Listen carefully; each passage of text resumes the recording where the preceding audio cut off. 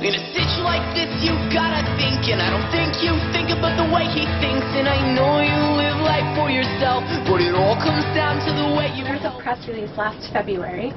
It stated that you would be releasing your full length in May, but it turns out you didn't release your full length till January, and it said that you were also going to be working with Forrest Klein.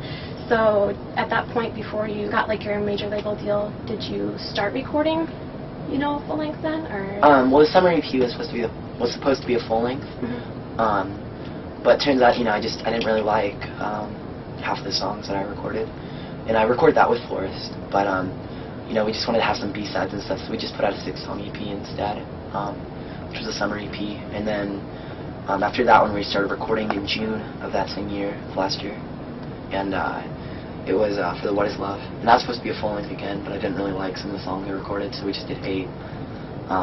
But actually, I go back in the studio in May to record the first full length, which I think I'm going to put out under Christopher Drew instead of Never Shot Never. And yeah, it's going to be the first one. I'm really excited. I have literally 30 songs right now that I've just been storing for this transition. You know, just I feel like some of my best songs so far. So you're going to be dropping the Never Shot Never name? Yeah. And what do you think is the most important thing for your fans to take away from your latest release? I guess experimentation, you know, letting them know that I'm not going to be making the same shit over and over again, you know what I mean? And a lot of kids didn't really like the last full length or the last EP because it was just different, you know. I recorded a lot of the stuff live. It was a lot more raw than the other stuff, you know. My vocals weren't you know, spot on. I didn't take a whole bunch of vocal takes. It was literally I'd take 2 vocal takes and then we'd take the best one. Just because I wanted to, you know, I wanted to keep it super organic. And also we recorded on all analog equipment, so it was all pre-70s stuff. So that was really fun. But you know, I just want those kids to understand that I'm not going to be making the Yippee EP over and over again. You know what I mean? So a lot of them are kind of stuck in that phase, but I want them to grow past that. You know. And recently you guys made your national TV debut on Carson Daly's late night show. So did you guys have to change any aesthetics of your performance for the show compared to, you know, a live show here at the AP Tour? No, we just kind of went with it. We just played and hung out and were goofy. So you just had some videos come out. How do you come up with concept for those, or does somebody send you treatments? Well, I got my buddy Isaac, who's been doing all my videos since the Big City Dreams one 2 years ago, and we just kind of team up and we just, you know, I'll say this last Can't Stand It video, that's what we did. I was kind of want to do some Bob Dylan, Beatles references and things like that. It'd be cool if we did Ed Sullivan Show or something like that. And so Isaac just kind of put it together, and then he put together a treatment for me, and then, you know, I put some changes back to him, and then, you know, we just kind of went back and forth with it until we get a finished product that we really like. Out of all the videos that you've done, which one's been the most difficult? The most difficult probably the Can't Stand It, just because it was a little more intense. You know, we had to have extras and things like that for it, so it was our biggest production video so far. But I think my favorite would have to be the What Is Love video. I love that one. It's super stripped out. It took us 40 minutes total because it was all just one shot.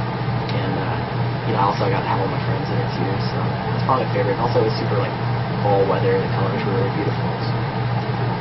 And Punk Goes Classic Rock is being released on the 27th, and you contributed Bohemian Rhapsody, originally by Queen. So what was the story like for you to get that song? Did you pick it? Or?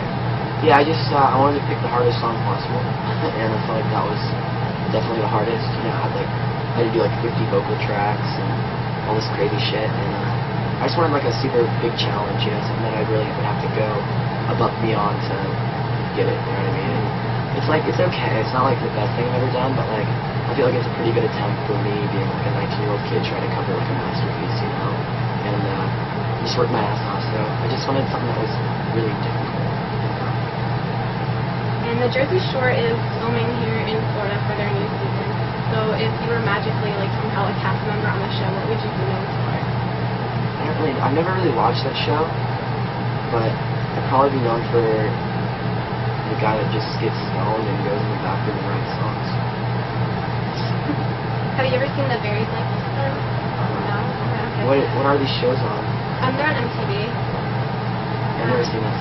The Buried Life is actually good. Nice. But our next question was about The Buried Life. If you had one thing you had to do before you died, what would you want it to be? I don't know.